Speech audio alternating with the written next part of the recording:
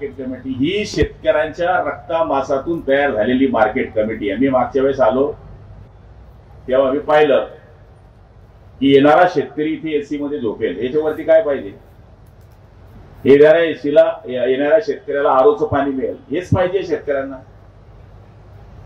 आणि आज ते मार्केट कमिटीने केलं. आणि जेसीपी आपण आणला, मी पहिलेच बोललो होतो फुकटमध्ये द्यायच्या नका, बिलकुल नाही द्यायचे. फुकट दिलं शेतकरी म्हणून काय मग चला त्या तुम्हाला वावर नाकलं ना, तू वावर घाल जातो तितका वेळ झाला की बहिण लफडो मारलं. तर सांगायचा अर्थ असा आहे की फुकट मध्ये नको. मी पण तसंच सांगितलं धरणगाव मार्केट कमिटीला, ज्या शेतकऱ्यांची शेती आहे पहिले त्यांचं एनओसी घ्या. 100 शेतकरी आहे ना, त्यांचा लेखी घ्या की आम्ही अडवणार नाही. नाही तर 99 करून देतात, एकच मध्ये दादा तुला उभा राहायला की जे शिकलो आहे. प्रत्येक गावात अजून रावण जिवंत आहे, मेलेले नाही. आणि ते जिवंत राहायला पाहिजे, नाही तर रामायण संपून देईल. ते संपायला नको, रामायण चाललंच पाहिजे. तर सांगा राजकारण बी चाललं पाहिजे, कारण की विरोधक जिवंत नाही राहिला तर राजकारण कसं चालेल? विरोधक पाहिजे. त्यामुळे सभापती फार अपसेट झाले की विरोधकाची टीका करतात. करायला पाहिजे ना, ती करणार नाही तर आपल्याला आनंद होणारच नाही ना.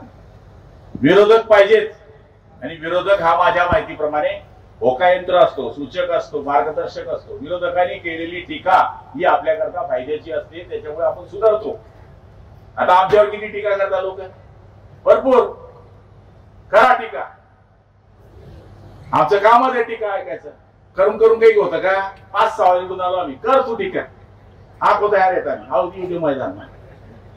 आता गुंडे लोक निवडून येतात इथे 3-3 सभा, मग काय पाहिजे तुम्हाला?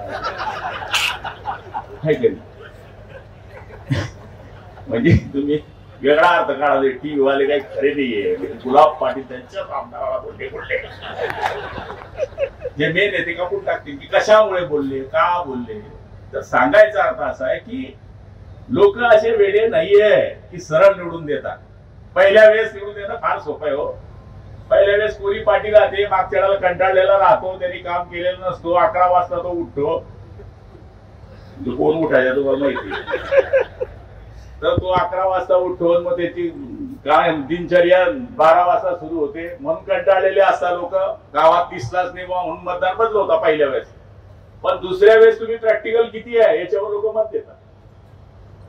तिसऱ्या वेळेस त्यापेक्षा कठीण परीक्षा असते. चौथ्या वेळेस म्हणजे नेहमी दर वेळेस परीक्षा ही कठीण असते. आणि तुम्ही ज्या वेळेस 3-3, 4-4, 5-5 वेळेस निवडून येतात त्यावेळेस लोकांनी मान्य केलेला तो नेता असतो. आम्ही तर बरेच चढ उतार पाहिजे. आम्ही तर सालभर गद्दार ऐकलो, आज बी काल नाही जात नाही. भाजपाला मी तेच सांगतो, बाबा हो तुम्ही आता युती करा.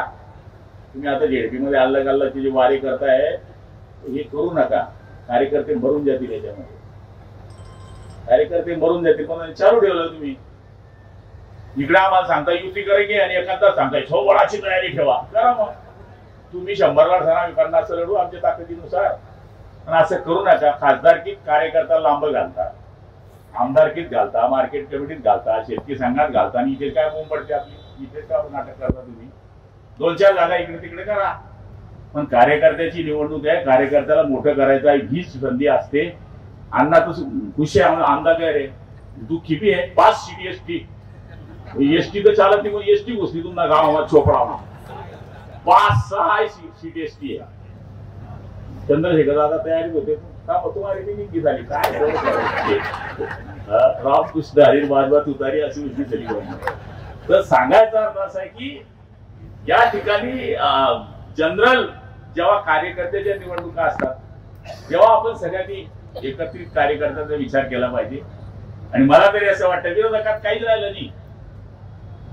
आता राष्ट्रवादीवाला विचारतो तू किसका आहे भाई? तू शरद पवार का आहे की अजितदादा का आहे असं विचारावं लागते. आम्हाला मी विचारतो लोक तुम्ही उभाट्याचे का की शिंदेचे? आम्हाला विचारता लोक. पण आम्ही वर्षभर ऐकलं ते गद्दार गद्दार गद्दार.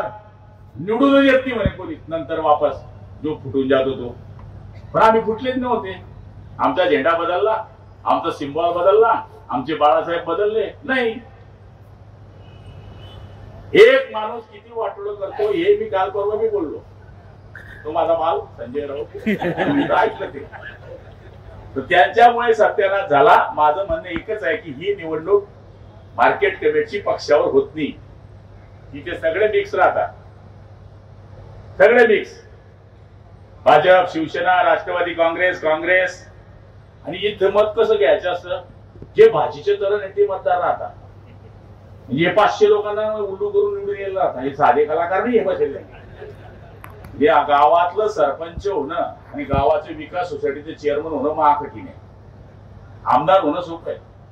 आमदाराला या गल्लीत मत भेटत नाही, दुसऱ्या गल्लीत भेटतं, त्या गावात भेटत नाही, या गावात भेटतं. याच्या इतक्याच मतांमध्ये कार्यक्रम करणार राहतो. मेरे बाप ने उसके बाप को गिराया था, इतनी चालती गंमत नाही.